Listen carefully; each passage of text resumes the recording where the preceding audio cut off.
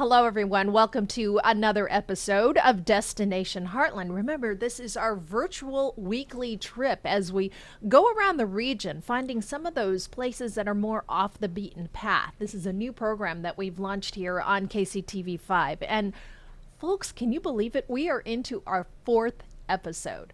So today we are headed about 3 hours west to Lindsborg, which is also known as Little Sweden or the Swedish capital of the US. How about that? So right now I'm going to bring in Holly Lofton. She's the director of the Lindsborg Convention and Visitors Bureau.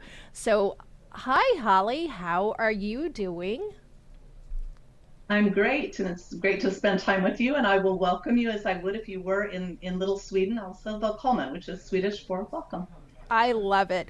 Well, let's dive right into that capital there, Little Sweden, or Swedish capital of the US. How did Lindsborg come to land that title? Well, Lindsborg was originally settled entirely by Swedes. The Chicago Swedish Land Company brought a group of about 125 Swedes to central Kansas to land that they had purchased from the railroad, and they were able to settle these families here. They thought there would be about double that number, but they came in two groups at two different times. And the second group heard stories about the danger on the plains or potential danger, which there really was not what they had heard. And so they ended up staying in Buckland, Missouri. And you will find a population of Swedes in that area today that originally were supposed to be moving to Lindsborg. That is so interesting. And then, from what I understand, some of this kind of changed through history too, right? Yes, it has changed. So today, probably only about 40% of our population still has Swedish ancestry. I do not at all. They still let me have this job, which I love. But I love the history here, and I love the wonderful way we still celebrate and surround ourselves with this beautiful Swedish culture. And many of the things that come out of it today, I would believe, are a strong work ethic, a great desire for honesty, frugality in the way we manage city government and are careful with our resources. And I think also in the way we educate our young people and continue to elevate them to do great things. So the Swedes started this in a really great way that continues on into the present day. And let's talk a little bit just about that aspect right there, because the Swedes really placed a focus on education. And we see that there in Lindsborg.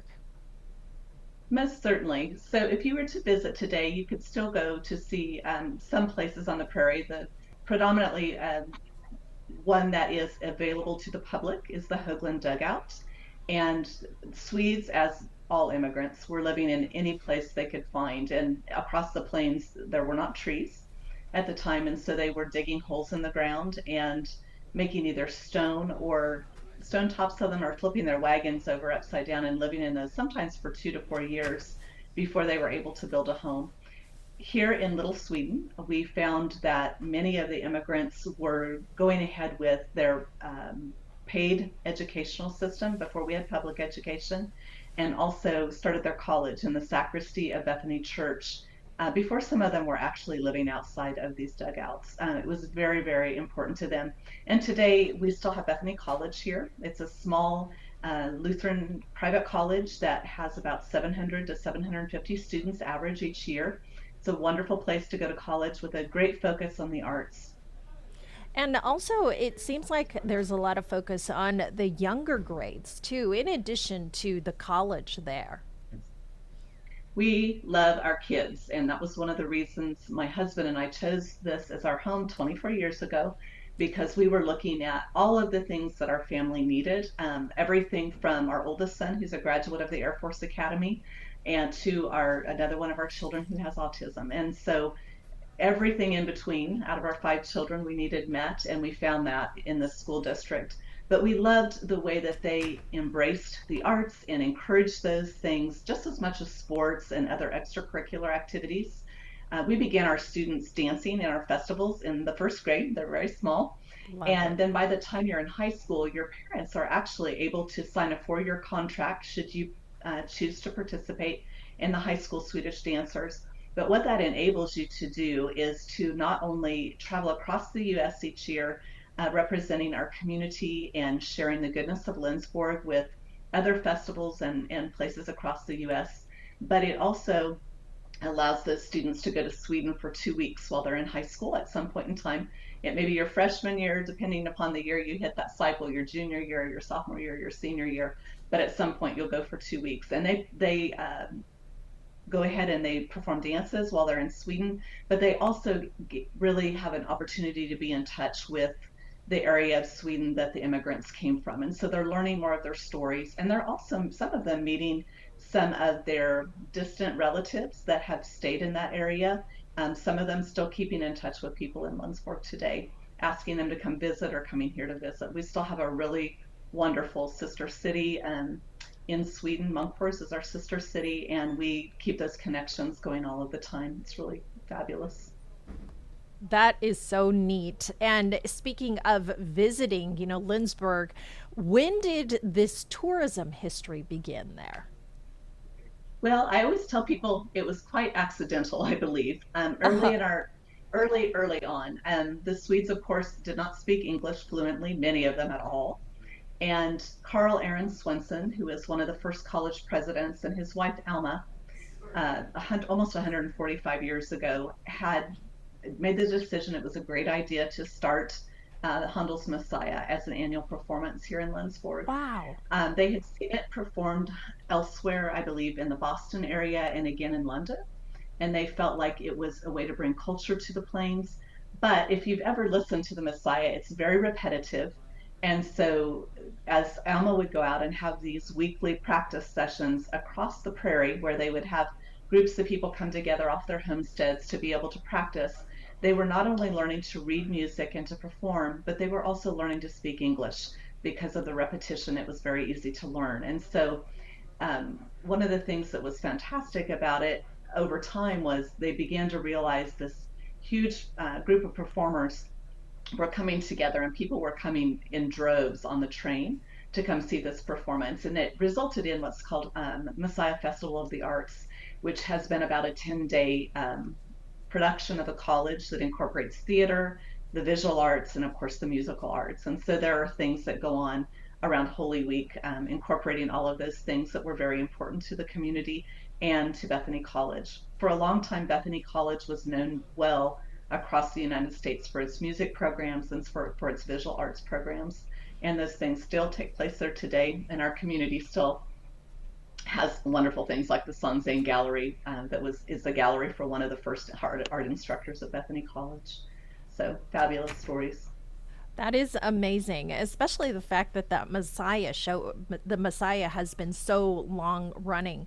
And with this rich history, I imagine come some pretty amazing festivals too.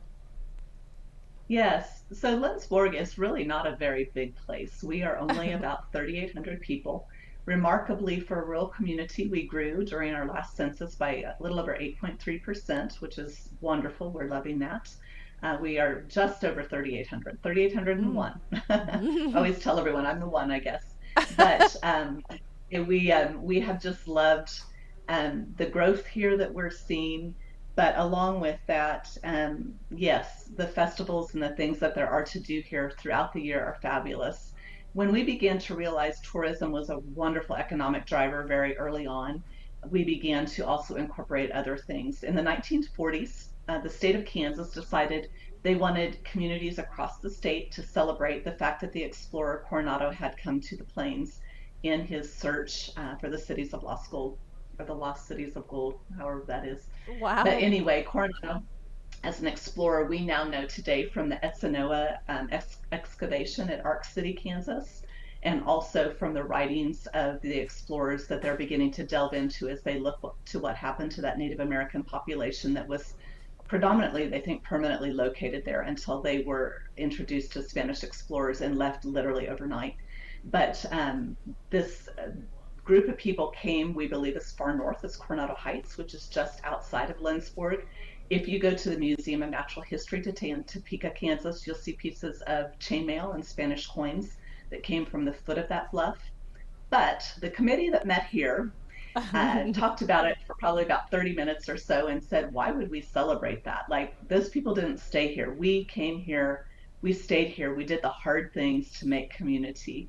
And so they decided to put together just a local festival. It was just meant to celebrate heritage here, and they put together a $5 contest. You won $5 to name it. It was run through the local newspaper, and Spanx Hillingsfest was the name that won. Loosely translated, that means Swedish Honoring Festival. And so in the early 1940s, this festival began as an annual festival that just celebrated Swedish heritage. They researched Swedish costumes that were common in each province of Sweden.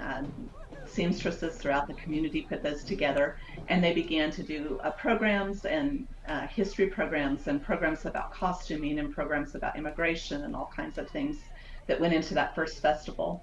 That festival paused during World War II, but then started again right after that. And then in the 1960s, it became a biennial festival. It only takes place on odd years. This year it will take place the 17th and 18th of October.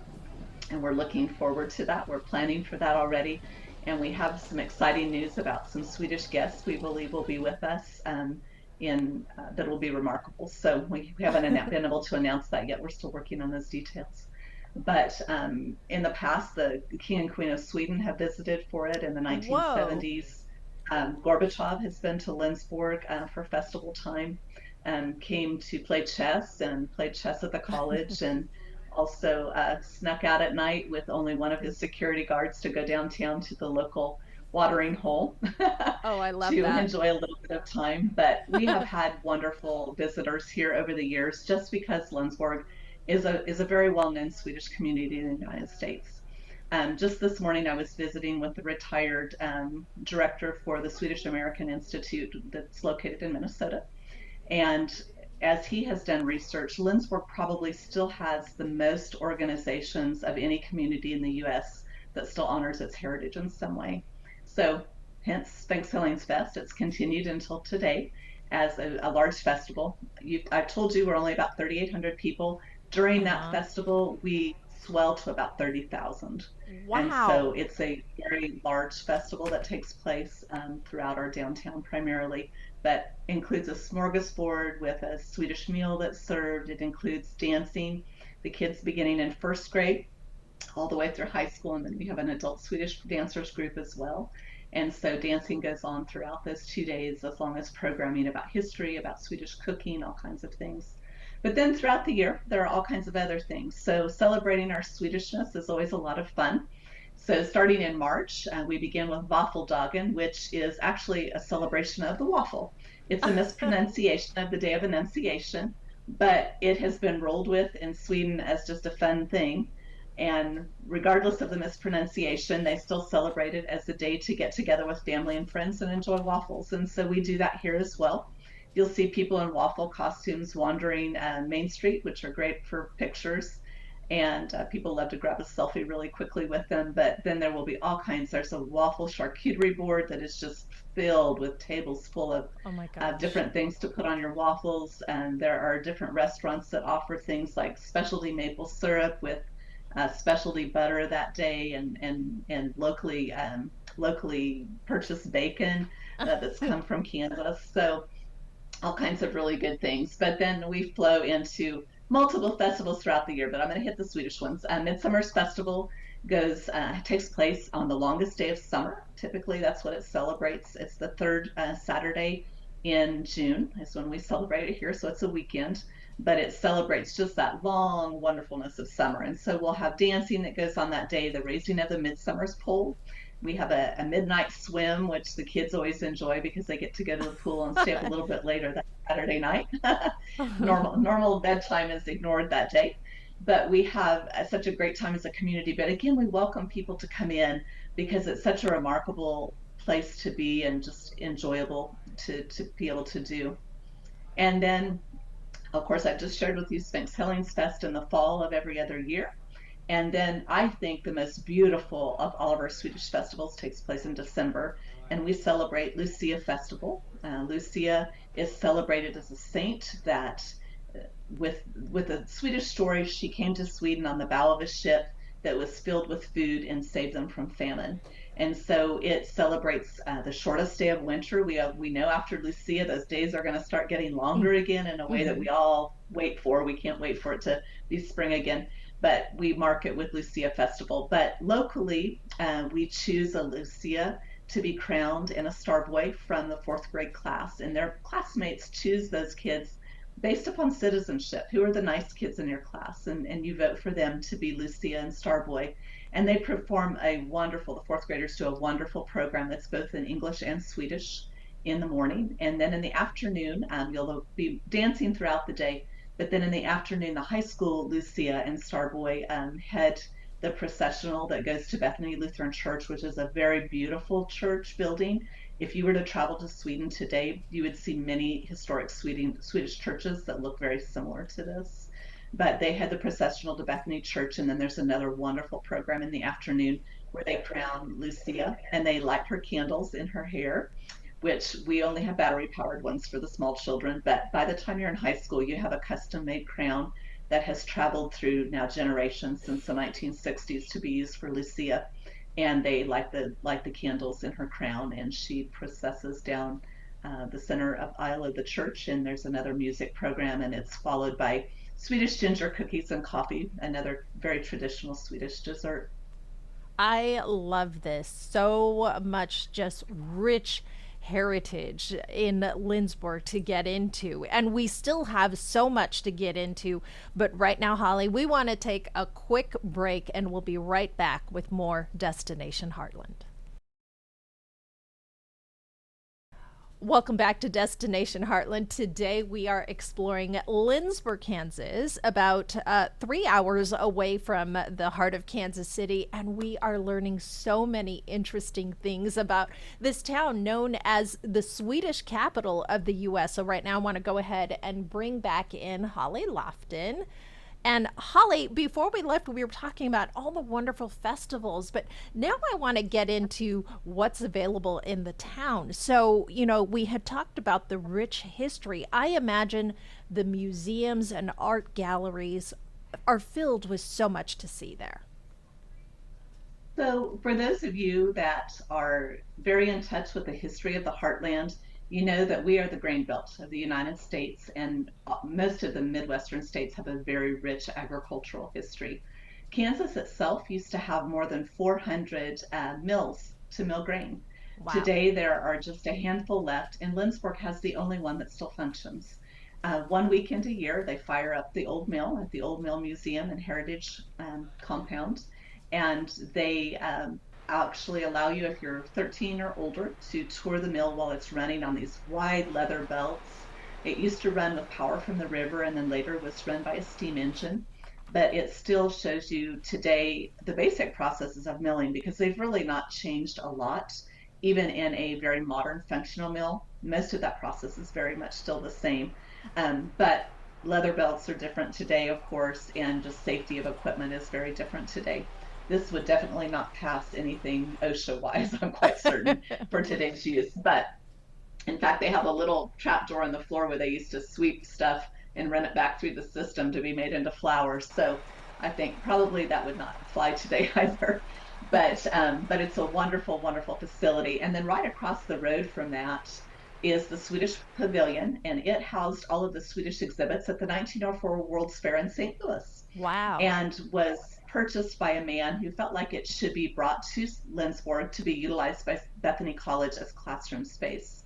And until the late 1960s, Bethany College did use it for that. They had a lot of music and art classes that were held in that building. It was designed by a very famous Swedish architect by the name of Ferdinand Boberg.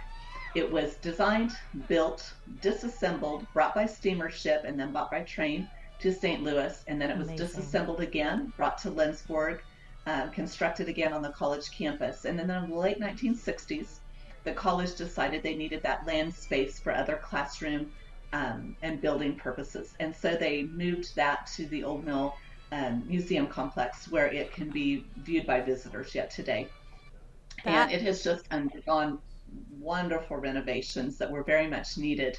It was meant to last a year, and it's now well over 100 years old. And so We continue to love that building well, and it's the backdrop for Midsummer's Festival. That's where we raise the Midsummer's pole. So we still are bringing part of Sweden into our festivals with that building just being in all of the photos and just being in proximity to the crowds that are there that day. So yeah, it's wonderful for that. But yes, we also have other galleries. Birger Zane was a Swede that was encouraged to come to Lindsborg, to Bethany College, to teach language. He was fluent in 7 different languages, if you can believe that. Wow, that's a lot. And when he came, he had studied under Zorn in Europe, the famous artist Zorn. And as he was at the college, they began to encourage him and to allow him to teach art classes. He was a well-loved professor. He also was very well known for establishing many of the arts organizations across the United States. So the Printmakers Society of America was one that he helped found. And today, one of the only 2 collections in entirety of those prints is housed here at his gallery. His gallery was not a reality until he passed away, and his only child, his daughter and her husband, who is a very wealthy Boston businessman, decided that they wanted to do that in his honor. And that gallery is open year round today. It's only closed about 2 days of the year. Amazing. And it has revolving exhibits throughout the year. So every time you go to the Sanzane Gallery, predominantly, you're going to see new things. You're going to see rotating collections of his work, but you're also going to see the work of many Midwestern artists, and everything from clay work to oil painting to prints to just all kinds of things, fabric, textiles, just wonderful, wonderful things. But then we have the Red Barns Museum, which was the studio of artist Lester Raymer. And Raymer worked with every medium just about under the sun. He used a lot of recycled materials before we probably, today consider that really a great thing to be doing. But he just found it a way to come up with the materials he needed and not pay a lot of money for them. And his work today, as well as Sanzane's, are worth thousands upon thousands upon thousands of dollars. And every once in a while, we'll see one show up in an auction somewhere, or weirdly, we had probably 4 or 5 years ago, somebody bought one at a garage sale for like $1. No way. And it was worth tons of money. And so, yeah, they felt like they'd hit the jackpot, but the family just had no idea what it was or what it was worth. And so we have all of these wonderful little places to visit. Another little factoid about Lindsborg that many people do not know is we're home to National Geographic photographer Jim Richardson. And his studio is one of only about 3 or 4 in the world that are open to the public. It's called Small World Gallery. Jim is a fantastic individual. In fact, he was named Photographer's Photographer of the Year by his peers at National Geographic about 3 years ago. He is well read, he is well traveled, and he loves to converse with people. And so if he is in the studio, he's always a great chat, as is his wife Kathy. They're wonderful, wonderful people. And that studio home is just on Main Street in Lindsborg.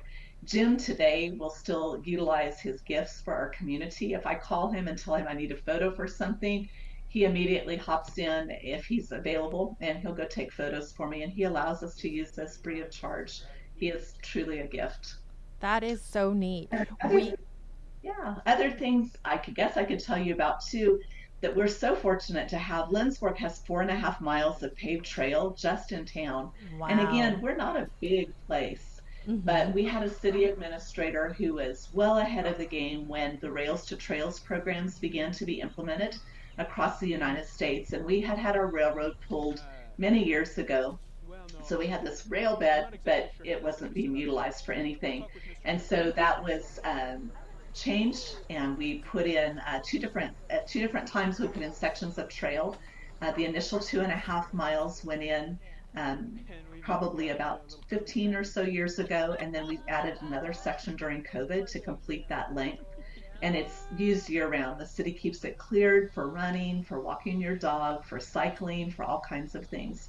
And so it makes it really easy to use. But then the south head of that trail connects to the Meadowlark Trail, which is another 13 miles at the end of the summer. They have 1 mile that they're completing right now that will take you to our county seat in McPherson. And so It's an easy ride even now because you can just jaunt around that 1 mile on a county road and then pop back up on the trail. And you can go to McPherson, and if you want to, you can go to Neighbors Cafe and have breakfast and turn right back around and then head back to Lindsborg. It's a wonderful early morning ride when it's still really cool out, and we enjoy that trail again, except for the really snowy months of the year. Or I tell people when it rains, be conscientious because it does leave ruts because that's not paved; it's just packed limestone screenings. But it's a wonderful trail, and we love having it here. But with the bike program that's available in Lindsborg, where you can rent a bike for $1.50 an hour, Whoa. or you can go get a quad cycle, which these were made in Italy. They have them at the Hemschleut at the Dollar Horse Factory that is on Main Street.